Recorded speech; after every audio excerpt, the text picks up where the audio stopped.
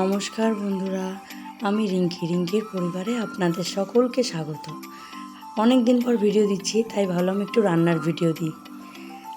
আজ সকাল সকাল একটু পটল পনিরের তরকারি করব, তাই সেটাই আপনাদের সাথে শেয়ার করলাম। পটল পনিরের তরকারি করার জন্য কড়াইটা বসিয়ে দিয়েছি। কড়াইটা গরম হয়ে গেলে কড়াইতে সর্ষের তেল দিয়ে দিলাম। সর্ষের তেলটা একটু গরম হতেই পনিরগুলোকে সর্ষের তেলের মধ্যে দিয়ে হালকা নেড়ে চেড়ে ভেজে নেব।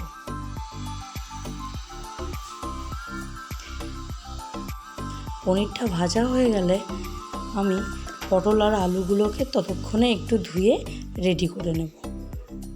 পটল আর আলুকে আমি আলাদা আলাদা করে তেলের মধ্যে ভেজে নিলে তরকারিটার স্বাদ আরও বেড়ে যায়। দেখুন, আমার পনিরগুলো আস্তে আস্তে ভাজা হয়ে এসছে। এবার পনিরগুলোকে তুলে নিয়েছি, নিয়ে তেলের মধ্যে পটলটাকে ছেড়ে দেব।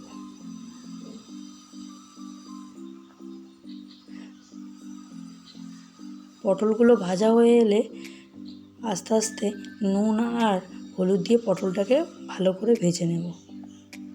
পটলগুলো ভাজা হয়ে এলে আমি আস্তে করে তুলে নিয়ে তেলের মধ্যে একটু জিরে আর তেজপাতা ফোড়ন দিয়ে দেবো।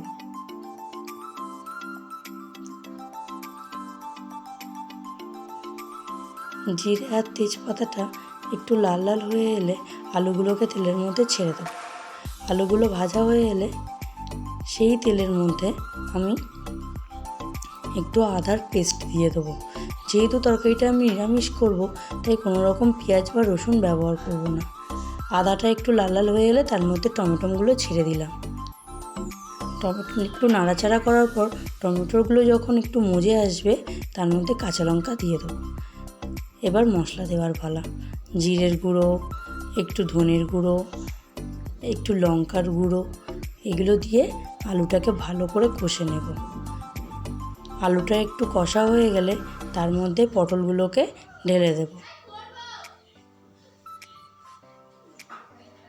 ব্যাস, পটলগুলোকে দিয়ে দিলাম। পটল আর আলু একসাথে কষিয়ে নেওয়ার পর যখন দেখব কড়াইয়ের নিচে লেগে আসছে, তখন আমি এই তরকারিটার মধ্যে জল দিয়ে দেব। জল দিয়ে তরকারিটাকে আমি 5 থেকে 7 মিনিট ফুটতে দেব।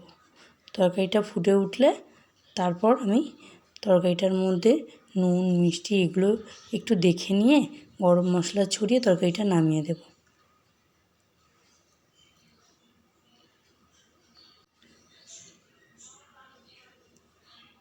তরকারিটা ফুটে উঠেছে। এবার পনিরটা তরকারিটার মধ্যে দিয়ে দিলাম। দিয়ে তরকারিটাকে দেখব যে নুন আর মিষ্টিটা ঠিক আছে কিনা।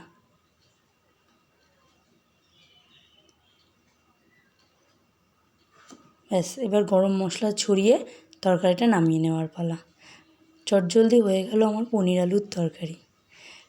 সবাই কমেন্টে জানিও পনির আলুর তরকারিটা কেমন হয়েছে। ভালো লাগলে চ্যানেলটি একটু সাবস্ক্রাইব করে দিও আর আমার পাশে থেকো। Tata, bye bye.